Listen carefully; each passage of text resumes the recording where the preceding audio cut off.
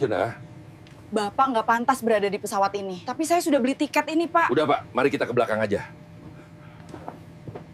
Bau pendingin ruangan yang tajam bercampur dengan aroma kopi dan parfum mahal dari para pelancong yang lalu lalang di Bandara Internasional King Khalid, Riyadh. Bagi Budi Santoso, aroma itu adalah aroma harapan. Setelah 8 tahun bekerja membanting tulang di bawah terik matahari Arab Saudi sebagai kuli bangunan, hari ini adalah hari kemenangannya. Di dalam tas ranselnya yang sedikit usang, tersimpan bukan hanya beberapa helai pakaian dan oleh-oleh sederhana, tetapi juga mimpi yang akan ia wujudkan. Sebuah rumah kecil untuk ibu dan adiknya di desa, serta modal untuk membuka warung kelontong. Wajahnya yang legam terbakar matahari tampak lebih tua dari usianya yang baru menginjak 32 tahun. Tangannya kasar dan kapalan, bukti dari ribuan ton semen dan pasir yang telah ia aduk. Namun, matanya berbinar. Ini adalah penerbangan keduanya seumur hidup. Yang pertama adalah 8 tahun lalu, saat ia berangkat dengan hati gundah dan air mata ibu yang masih terbayang jelas. Penerbangan kali ini terasa berbeda. Ini adalah penerbangan seorang pemenang. Sambil memegang tiket dan paspor dengan erat, ia berjalan perlahan menuju gerbang keberangkatan. Ia melihat sekelilingnya, mengamati orang-orang dengan koper mewah dan pakaian bermerek. Ia merasa sedikit canggung dengan jaket lusuhnya dan celana jeans yang warnanya sudah memudar. Tapi ia tak peduli. Sebentar lagi, ia akan menginjakkan kaki di tanah air. Ia membayangkan pelukan hangat ibunya dan senyum adiknya. Semua rasa lelah selama 8 tahun seakan menguap begitu saja. Panggilan untuk masuk ke dalam pesawat akhirnya terdengar, dan jantung Budi berdebar kencang. Ia melangkah melewati garbarata. Setiap langkah terasa ringan, membawanya semakin dekat dengan rumah. Memasuki kabin pesawat, Budi tertegun. Dunia di dalamnya begitu berbeda dari bayangannya. Karpet tebal yang empuk, pencahayaan lembut, dan pramugari yang tersenyum ramah. Saat ia berjalan di lorong, matanya tertuju pada area di bagian depan pesawat. Kursi-kursinya begitu lebar, seperti singgasana kecil dengan ruang kaki yang sangat luas. Di setiap kursi, ada bantal besar dan selimut yang terlipat rapi. Budi melirik tiket di tangannya. Angka dan huruf di sana tampak rumit. 28E ia mencoba mencari. Matanya menyapu nomor-nomor di atas kursi. Karena kebingungan dan sedikit gugup, ia salah berbelok ke kabin kelas bisnis. Ia melihat sebuah kursi kosong di dekat jendela dengan nomor 2B. Mungkin ia salah baca? Mungkin. Itu maksudnya dekat jendela? Pikirannya yang sederhana mencoba mencari logika. Tanpa pikir panjang, didorong oleh kekaguman dan kelelahan, ia duduk di kursi empuk itu. Subhanallah, empuk sekali. Gumamnya pelan.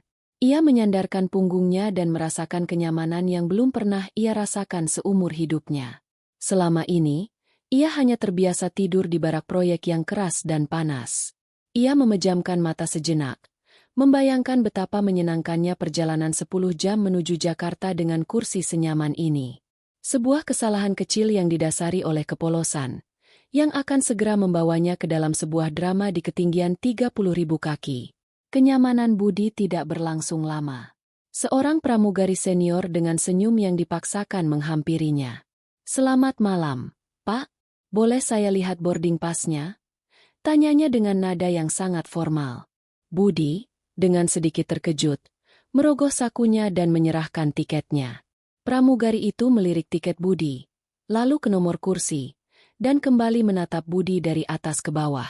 Senyumnya lenyap, digantikan oleh ekspresi dingin. "Maaf, Pak, ini bukan kursi Anda. Kursi Anda di 28E, di kabin ekonomi, di bagian belakang." Belum sempat Budi mencerna informasi itu, seorang pria berperut buncit dengan setelan jas mahal datang dan berdiri di samping pramugari. "Permisi, ini kursi saya, 2B, katanya dengan nada arogan, menatap Budi seolah melihat sesuatu yang menjijikkan. Pria itu, yang bernama Hartono, adalah seorang pengusaha yang sering bepergian dengan kelas bisnis. "Iya, Pak Hartono. Kami sedang menanganinya," jawab pramugari itu, lalu kembali menoleh ke Budi. "Pak, mohon segera pindah ke kursi Anda di belakang." Budi merasa wajahnya memanas. Ia merasa semua mata di kabin itu tertuju padanya. Ia hanya salah duduk, tapi tatapan yang ia terima seolah-olah ia adalah seorang penyusup atau pencuri. Saya minta maaf. Kira. Budi mencoba menjelaskan. Suaranya terdengar gugup dan pelan. Kira-kira apa? Tidak bisa baca? Sela Hartono dengan sinis. Orang seperti Anda seharusnya tahu diri. Ini kelas bisnis, bukan gerbong kereta ekonomi. Kata-kata itu menusuk langsung ke jantung Budi. 8 tahun ia bekerja keras, menahan rindu, menelan debu dan keringat, semua demi kehormatan keluarga. Kini, di ambang kepulangannya, kehormatannya diinjak-injak hanya karena sebuah kesalahan sepele. Pramugari senior itu seakan mendukung ucapan Hartono. Pak, tolong jangan membuat keributan dan menghambat penumpang lain. Segera berdiri dan pindah ke belakang. Perintahnya dengan suara yang lebih tegas. Beberapa penumpang di kelas bisnis mulai berbisik-bisik. Mereka melihat penampilan Budi yang sederhana dan langsung mengambil kesimpulan. Budi merasa kecil, tak berdaya. Ia ingin membela diri, mengatakan bahwa ia membayar tiketnya dengan uang halal, sama seperti mereka. Tapi lidahnya keluh. Rasa malu dan sakit hati membuatnya hanya bisa menunduk. Budi bangkit dari kursi dengan lunglai. Baik, saya akan pindah, ucapnya lirih. Ia mengambil ranselnya dan bersiap untuk berjalan ke belakang. Namun, Hartono belum puas. Saya tidak mau satu pesawat dengan orang yang tidak punya etika seperti ini. Siapa yang tahu apa yang bisa dia lakukan nanti? Saya merasa tidak aman, katanya kepada pramugari dengan nada penuh tekanan. Anda harus menurunkannya dari pesawat. Pramugari itu tampak bimbang sejenak. Menurunkan penumpang adalah prosedur serius. Tapi Hartono adalah penumpang prioritas. Seorang anggota loyalty program level tertinggi. Tekanan dari penumpang penting seperti dia lebih berat daripada pembelaan untuk seorang TKI yang tampak kebingungan. Setelah berbisik dengan rekannya, pramugari senior itu mengambil keputusan. Ia menatap Budi dengan wajah tanpa ekspresi. Maaf, Pak, atas alasan keamanan dan kenyamanan penerbangan, kami meminta Anda untuk turun dari pesawat. Pihak maskapai akan mengatur ulang penerbangan Anda besok. Dunia Budi serasa runtuh. Turun dari pesawat? Mimpinya untuk bertemu ibu besok pagi hancur berkeping-keping. Tapi, kenapa? Saya hanya salah duduk. Protesnya dengan suara bergetar. Ini keputusan final. Mari, saya antar Anda keluar. 2 orang petugas keamanan bandara yang dipanggil sudah berdiri di pintu pesawat, menunggunya. Setiap langkah Budi keluar dari pesawat terasa seperti menopang beban bertonton. Ia harus berjalan kembali melewati lorong kelas bisnis, di bawah tatapan sinis Hartono dan penumpang lainnya. Bisikan-bisikan terdengar seperti dengungan lebah yang menyakitkan di telinganya. Ia menundukkan kepalanya dalam-dalam, berharap bisa menghilang dari muka bumi saat itu juga. Pramugari dan petugas keamanan mengawalnya hingga ke Garbarata. Pintu pesawat ditutup di belakangnya dengan suara debuman pelan yang terasa seperti palu goda menghantam hatinya. Ia ditinggalkan sendirian di lorong Garbarata yang dingin dan sepi, menatap nanar ke arah pesawat yang seharusnya membawanya pulang. Air mata yang coba ia tahan akhirnya tumpah juga. Ia duduk di lantai, menyandarkan punggungnya ke dinding kaca. Harapannya hancur. Ia merasa gagal. Gagal untuk pulang. Gagal untuk membahagiakan ibunya. Ia merogoh ponselnya, ingin menelepon ke kampung. Tapi apa yang akan ia katakan? Bahwa ia diusir dari pesawat karena terlihat miskin dan salah duduk? Rasa malu membuatnya urung. Sementara Budi meratapi nasibnya, di dalam kokpit, Kapten Adiwijaya sedang melakukan pemeriksaan akhir sebelum lepas landas. Ia adalah seorang pilot senior yang tenang dan berwibawa. Kabin siap.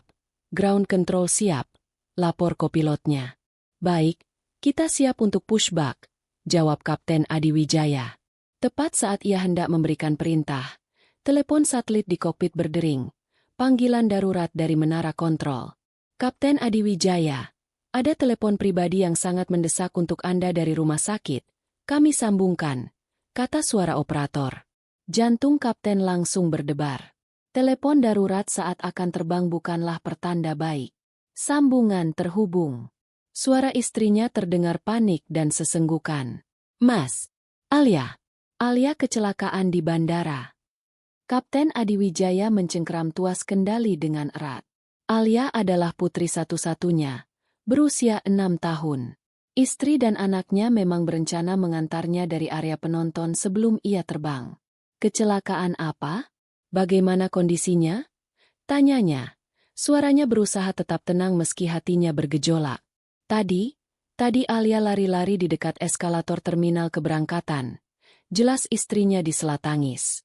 Ada troli barang yang berat terlepas dari petugas, meluncur deras ke arahnya. Aku berteriak, tapi tidak sempat. Tiba-tiba, seorang pria, seorang bapak-bapak berlari dan mendorong Alia hingga jatuh ke pelukanku. Troli itu menabrak tiang, tapi sebagian barangnya menimpa lengan bapak itu. Kapten Adiwijaya menahan napas. "Lalu bapak itu bagaimana? Dan Alia?" "Alia baik-baik saja, Mas. Hanya syok dan sedikit lecet. Tapi bapak itu, lengannya sepertinya terluka parah." Saat aku panik dan orang-orang berkerumun, dia hanya tersenyum kecil, bilang, "Tidak apa-apa, Bu, yang penting anaknya selamat." Lalu dia langsung pergi terburu-buru. Katanya pesawatnya akan berangkat. Aku bahkan tidak sempat bertanya namanya atau mengucapkan terima kasih dengan benar. Dia pahlawan, Mas. Dia menyelamatkan nyawa putri kita. Hati Kapten Adiwijaya dipenuhi rasa lega sekaligus utang budi yang luar biasa. Seorang pria tak dikenal telah mempertaruhkan dirinya untuk menyelamatkan putrinya. "Aku harus berterima kasih padanya," kata Kapten Adiwijaya pada istrinya. "Apa kau ingat ciri-cirinya?" Dia memakai jaket yang agak lusuh, wajahnya berkulit gelap seperti terbakar matahari, dan membawa ransel sederhana. Dia berlari ke arah gerbang keberangkatan internasional, jawab istrinya. Deskripsi itu segera memicu sesuatu dalam pikiran Kapten Adiwijaya. Ia segera menghubungi kepala keamanan bandara melalui radio. "Saya Kapten Adiwijaya, penerbangan G817 tujuan Jakarta. Telah terjadi insiden di terminal. Saya butuh bantuan Anda untuk mengidentifikasi seorang pria yang baru saja menolong putri saya. Cek CCTV di sekitar eskalator keberangkatan sekitar 30 menit yang lalu." Perintah seorang kapten pilot adalah prioritas. Dalam beberapa menit, tim keamanan sudah memutar ulang rekaman CCTV. Mereka menemukan momen dramatis itu, troli yang meluncur, seorang anak perempuan kecil yang dalam bahaya, dan seorang pria yang dengan heroik melompat untuk menyelamatkannya. "Kami sudah mendapatkan gambarnya, Kapten," lapor kepala keamanan. "Kami akan melacak gerbang mana yang ia tuju berdasarkan boarding pass-nya." Tim keamanan bekerja cepat. Dengan teknologi pelacakan digital, mereka memindai wajah pria di CCTV dan mencocokkannya dengan data penumpang yang melewati imigrasi. Sebuah nama muncul di layar monitor. "Kapten, kami sudah menemukannya." Suara kepala keamanan terdengar di radio. "Nama penumpang tersebut adalah Budi Santoso. Dan menurut data kami, dia adalah penumpang di pesawat Anda.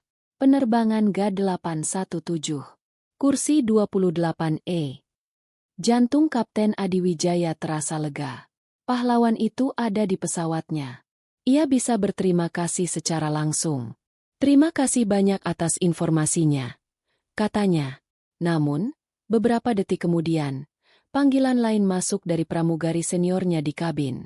"Kapten, hanya memberitahu, kita baru saja menurunkan satu penumpang bermasalah atas permintaan penumpang kelas bisnis.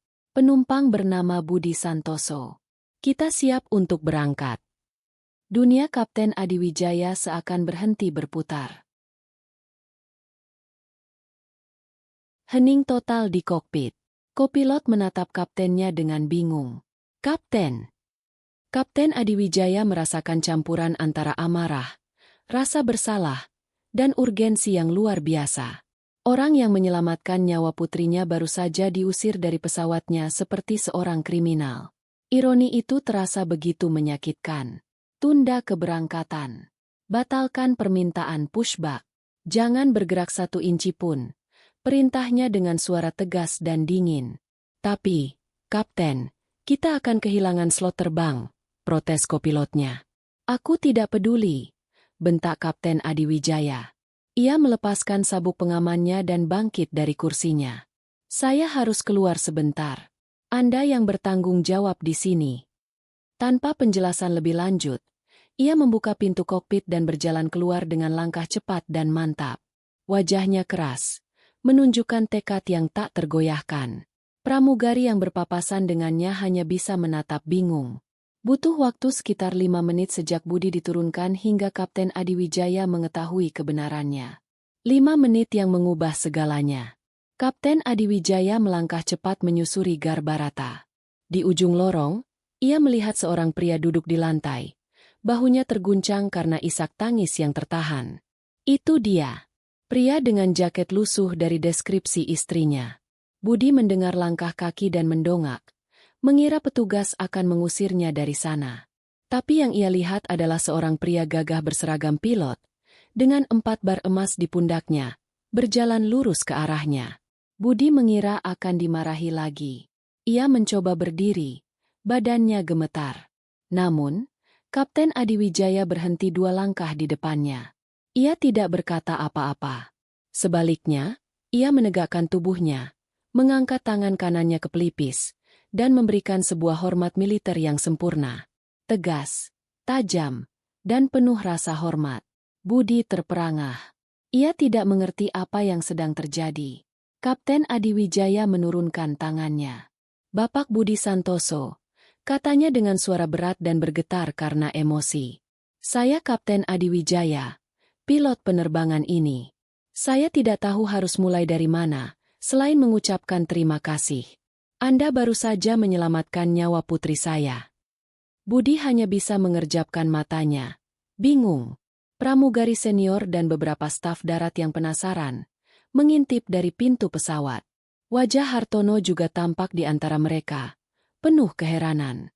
Kapten Adiwijaya kemudian menjelaskan cerita dari istrinya tentang insiden di eskalator. Lengan Bapak terluka karena menyelamatkan anak saya, kata Kapten sambil menunjuk lengan Budi yang sedikit memar dan tergores. Barulah Budi sadar. Anak perempuan kecil yang ia tolong tadi ternyata putri sang Kapten. Saya hanya melakukan apa yang harus dilakukan, Pak Kapten, jawab Budi dengan terbata-bata. Anda melakukan tindakan kepahlawanan, tegas Kapten Adiwijaya. Dan sebagai balasannya, kru saya dan penumpang saya telah menghina Anda.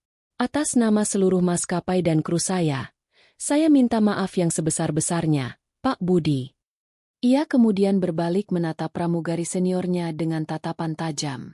Wanita itu langsung pucat pasi. Ia berjalan cepat menghampiri Budi dan menunduk dalam-dalam. Pak Budi, maafkan saya. Saya telah membuat penilaian yang salah. Saya mohon maaf. Ucapnya dengan suara gemetar penuh penyesalan. Kapten Adiwijaya menepuk pundak Budi. Pak Budi, saya tidak akan terbang ke Jakarta tanpa Anda. Merupakan suatu kehormatan bagi saya jika Anda bersedia kembali ke pesawat. Ia secara pribadi mengantar Budi kembali masuk ke pesawat. Semua mata kini menatap Budi dengan ekspresi yang berbeda. Rasa kagum, malu, dan hormat. Hartono mencoba menyembunyikan wajahnya. Saat tiba di kabin kelas bisnis, Kapten Adiwijaya tidak mengantar Budi ke belakang. Ia berhenti tepat di kursi 2B. Ia menatap Hartono dengan dingin. Pak Hartono, saya rasa Anda lebih cocok duduk di kursi 28E. Tanpa perlu perintah kedua, Hartono yang wajahnya sudah merah padam karena malu, segera bangkit dan berjalan ke kabin ekonomi tanpa berani menatap siapapun. Kapten Adiwijaya kemudian mempersilakan Budi duduk di kursi yang sama, kursi yang menjadi sumber penghinaannya. Pak Budi, ini kursi Anda. Ini adalah kursi kehormatan, katanya dengan lantang agar seluruh kabin bisa mendengar. Bapak-bapak dan ibu-ibu sekalian, pria ini adalah pahlawan. Ia baru saja mempertaruhkan dirinya untuk menyelamatkan seorang anak kecil di terminal. Mari kita berikan tepuk tangan untuknya. Seluruh kabin, dipimpin oleh sang kapten, memberikan tepuk tangan yang meriah. Budi duduk di kursi empuk itu, bukan lagi dengan rasa canggung, tetapi dengan air mata haru yang mengalir di pipinya. Selama sisa perjalanan, Budi diperlakukan seperti seorang raja. Pramugari yang tadi menghinanya kini melayaninya dengan sangat tulus, menawarkan makanan dan minuman terbaik. Beberapa penumpang bahkan datang untuk berjabat tangan dan mengucapkan terima kasih. Pesawat akhirnya lepas landas, membawa Budi melintasi awan, menuju tanah air tercinta. Ia menatap keluar jendela, ke hamparan bintang yang tak terhingga. Ia berangkat dari Riyadh sebagai seorang TKI sederhana, seorang pekerja tanpa nama. Tapi malam ini, ia akan mendarat di Jakarta bukan hanya sebagai seorang anak yang pulang, tetapi sebagai seorang pahlawan yang dihormati. Kisah ini bukan lagi tentang salah duduk di kursi yang salah. Ini adalah kisah tentang bagaimana nilai sejati seseorang tidak terletak pada pakaian yang ia kenakan atau kelas tiket yang ia beli, melainkan pada kebesaran hatinya. Dan di atas awan malam itu, Budi Santoso terbang pulang dengan kepala tegak, hatinya penuh dengan rasa syukur, karena ia tahu, kehormatan sejati telah ia dapatkan kembali.